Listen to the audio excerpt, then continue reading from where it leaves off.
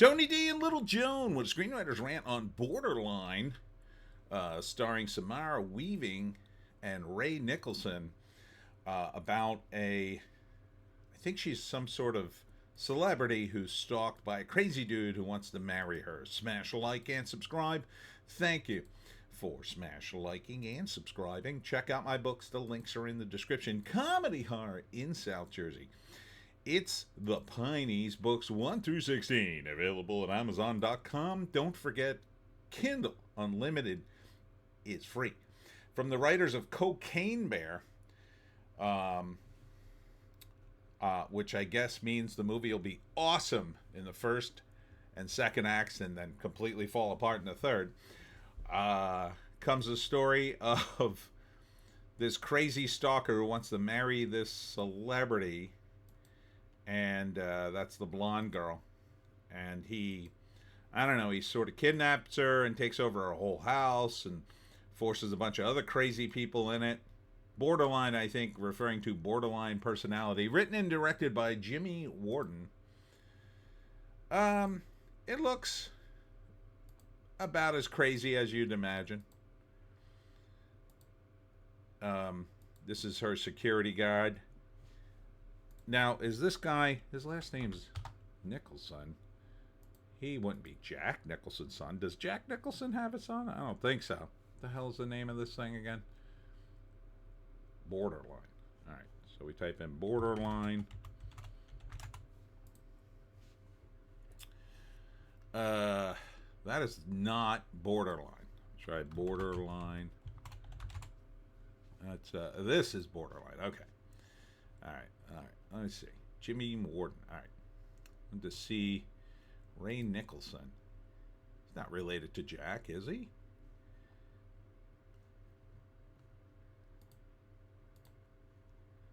No, I think they would. Oh, yeah, he is. He is Jack Nicholson's son. I thought as much. Because he kind of had his look, and he was doing a crazy role that Jack would have done back in the day. That's funny. Now, the other person, her name is Weaving. She's not related to Hugo Weaving, is she? Let's see. From Australia? No. Oh, but she's married to Jimmy Warden. Oh, okay. She's pretty cute. All right. So, yeah, keeping it all in the family in Hollywood. All right. So first act.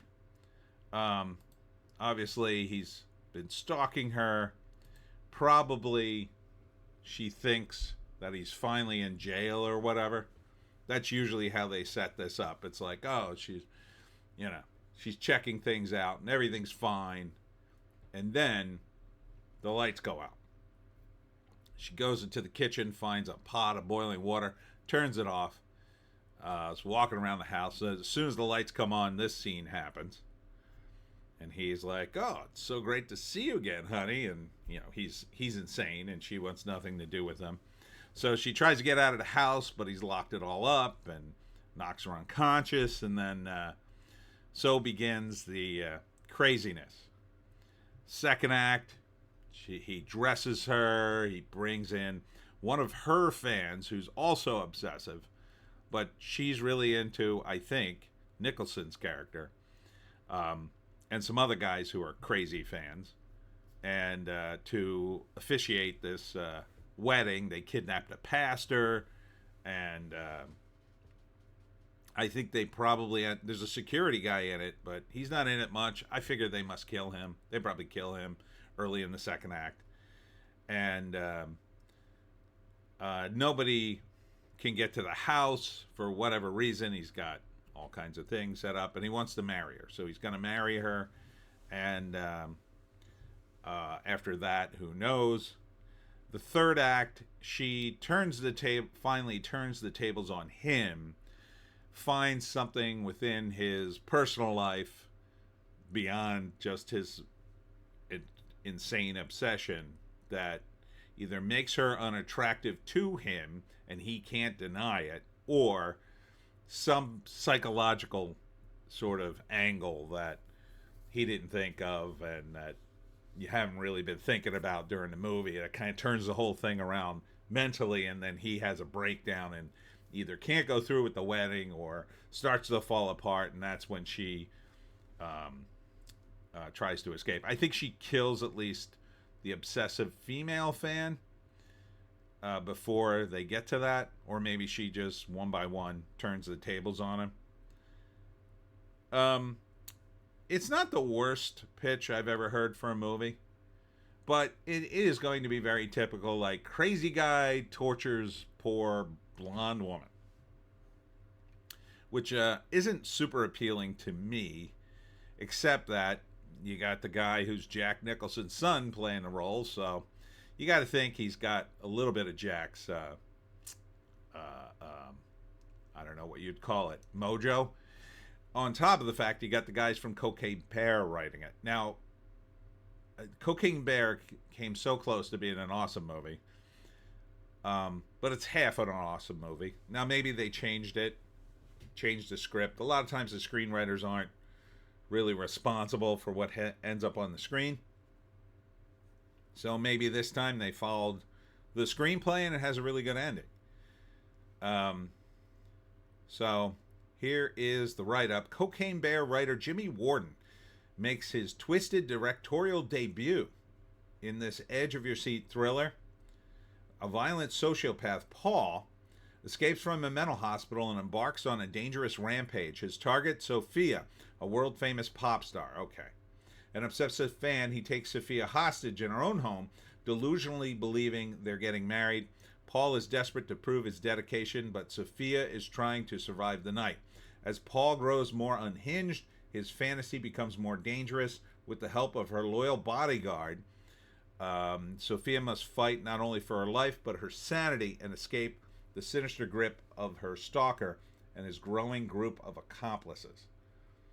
So, and they're doing this very serious, but at the same time, Nicholson is playing it like Jack. In that, if you remember Jack from The Shining, he's very sinister, but there's some funny moments in it. Where you go, oh man, Jack's a nutball. So I'm getting that kind of vibe from it. So I think it'll be, as they say, a tour de force. So normally I would avoid these movies because they're just drudgery. But with that kind of energy, I think it would be kind of fun in a dark way. So, yeah, I think this could be pretty watchable. It's in theaters March 14th. And, yeah, I wouldn't mind checking it out. I would even go so far as I might even go see this in theaters for what going to a theater is worth these days. Anyhow, that's it for me, Tony D and Little Joan. Check us out on the green site, the orange site, and the black site for more videos. Check us out tomorrow, Sunday, 7 p.m. for the live stream where we do it live right here on YouTube. Hope to see you there. We'll see you in the next one.